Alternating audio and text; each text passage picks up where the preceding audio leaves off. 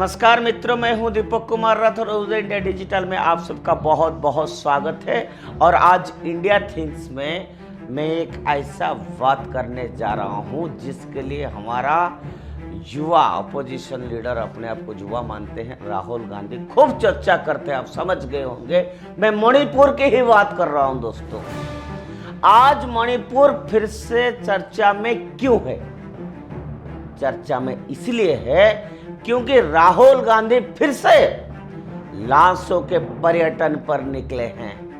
लाशों का पर्यटन इसलिए कह रहा हूं क्योंकि राहुल गांधी हर वो जगह जा रहे हैं जहां बीजेपी शासित राज्य में घटना हुई है।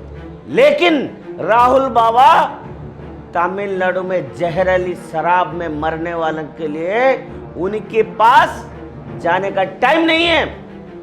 बंगाल में उनकी बोलती बंद हो जाती है, जहां अब मुस्लिम कंगारू कोर्ट चलाने लगे हैं। और दिन दहाड़े आज बंगाल में औरतों को नग्न करके पीटा जा रहा है। पूरा मीडिया में आप ये देख रहे हैं, लोगों का कत्ल हो रहा है। लेकिन वो उधर नहीं जाएंगे। इस सिलेक्टिव यात्रा को मैं जो हूं ना, लाशों का पर्यटन कह रहा हूं।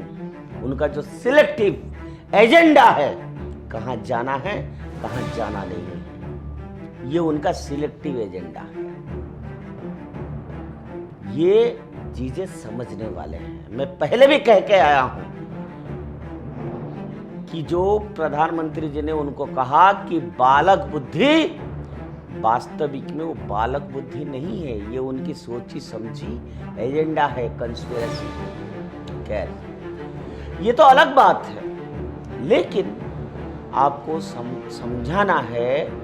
मैं तो कह ही रहा हूं, लगातार ये बात मैं कह के आ रहा हूं। आज हम बात करेंगे मणिपुर की। आखिर क्यों कांग्रेस या राहुल गांधी इतने घड़ियाली आंसू बहा रहे हैं मणिपुर मुद्दे पर? क्या वजह है? दोस्तों, मणिपुर में आप सबको मालूम है, नशा बहुत बड़ी कारोबार है। ड्रग्स पूरे मार्केट में भरा पड़ा है। मणिपुर में सबसे ज्यादा मिलने वाला ड्रग्स एक चमकदार लाल और एक सफेद पाउडर है, जिससे राज्य के घाटी इलाकों के निवासी थम मारोक या नमक और मिर्च, सल्ट एंड चिली जिसको कहते हैं, इसने घातक सफेद पाउडर नंबर 4 की जगह ले ली है। अंडरवर्ल्ड में हीरोइन को नंबर 4 के नाम से पुकारा जाता है, जिससे मूल रूप से म्यांमार से सान स्टेट आर्मी के ड्रग लॉर्ड खुनसा द्वारा संचालित कारखानों में बनाया जाता है। मित्रों, 1990 के दशक में खुनसा के पास 10,000 आर्म्ड मिलिशिया थे और वो साउथ ईस्ट एशिया के गोल्डन ट्रायंगल एरिया से संचालन करते हुए वो दुनिया के हीरोइन उत्पादन का 25% हिस्सा बनाता था। मित्रों, अपेक्षाकृत नया थम मारोक नंबर 4 का एक प्योर रूप पिछले 2 दशकों में आज बाजार में आया है। अब इससे मणिपुर में स्थानीय रूप से मोबाइल फैक्ट्रियों, अर्थशास्त्री, ड्रग्स उत्पादन इकाइयों में भी उत्पादित किया जाता है, जो हीरोइन पाउडर बनाते हैं, जिसकी कीमत 100 रुपए प्रति ग्राम है, जो नंबर 4 हीरोइन के 1 ग्राम की कीमत का 5वां हिस्सा है। मतलब कि सस्ता नशा जो आसानी से उपलब्ध हो। नशे की लत को कम करने के लिए काम कर रहे हैं सरकारी अधिकारियों और कार्यकर्ताओं का कहना है कि इससे मणिपुर के पुनर्वास केंद्रों में नशे की लत के शिकार लोगों की संख्या में भारी मात्रा में वृद्धि हुई है। और राज्य के 105 नशा पुनर्वास केंद्र लगभग हमेशा पूरी क्षमता पर होता है और नशे की लत में पड़ने वाले युवाओं की औसत आयु 20 से 21 वर्ष के काफी कम होकर लगभग अब वो 14 से 15 वर्ष हो गई है। इमेजिन करिए, 14 से 15 वर्ष की युवक हो या बालक आज नशे में डूबे हुए हैं। यहां तक कि अब हाई स्कूल के छात्र भी नशे की लत में पड़ रहे हैं। तो मैं इन सब चीजों को क्यों कह रहा हूं, इसका राहुल गांधी का मणिपुर पर रोने धोने से क्या मतलब है, मैं बताता हूं आज आपको। अब जबकि राहुल गांधी को मणिपुर के लिए अपना खोया हुआ प्यार फिर से मिल गया है, तो अतीत में झांकना हमारे लिए बहुत जरूरी है, बहुत जरूरी है। हो सकता है कि आप इस बारे में जानते हैं या नहीं, लेकिन यह तय करने के लिए कि वास्तव में क्या जल रहा है, वास्तव में अतीत को उजागर करना बहुत जरूरी है। और मणिपुर जल रहा है या कुछ और बात है।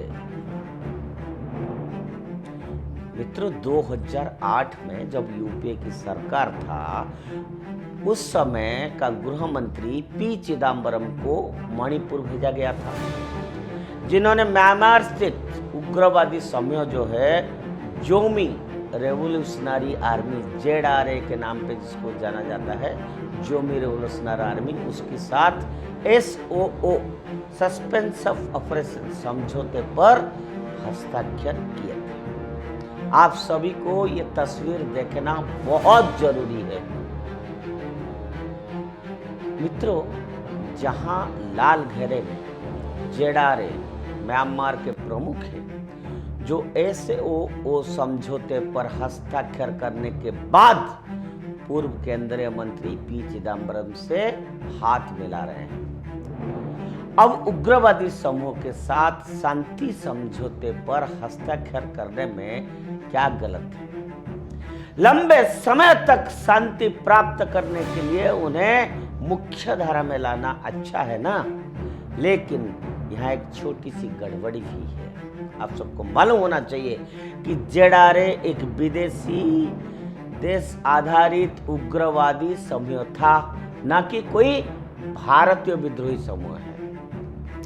यूपीए की सरकार को पूरी तरह से पता था कि वह विदेशी है, लेकिन फिर भी कुकी उग्रवादी नेताओं को मणिपुर में आयात किया गया और फिर उनके साथ SOO का समझौते पर हस्ताक्षर किए गए। और इसी समझौते ने JRA को हजारों अवैध मायावादी प्रवासियों को मणिपुर में लाने को छूट दी। आज ये उग्रवादी मणिपुर में लाए गए निर्दोष मैतेई लोगों की जान ले रहे हैं, जो असली स्वदेशी लोग हैं। और वही उग्रवादी तत्व है जो मणिपुर में ड्रग्स के पूरे कारोबार को संचालित करते हैं। अब आप सोचिए, इनके पास एक से एक स्वयंचालित हथियार कहां से आ रहा है? कौन दे रहा है उनको हथियार? भारत से तो मिल ही नहीं सकता है उनको, जिसका मतलब है कि ये सब बाहर से आ रहा है। और ये धंधा म्यांमार से लेकर चीन तक फैला हुआ है। और ये सभी पापों को करने के बाद अब कांग्रेस राज्य के लिए मगरमच्छ के आंसू बहाते हुए मणिपुर में शांति के हित में काम कराने की दिखावा कर रही है, लेकिन मैतेई लोगों के लिए नहीं। क्यों भाई? मैतेई लोगों ने क्या पाप किया? लेकिन क्या कांग्रेस वास्तव में मणिपुर में शांति चाहती है?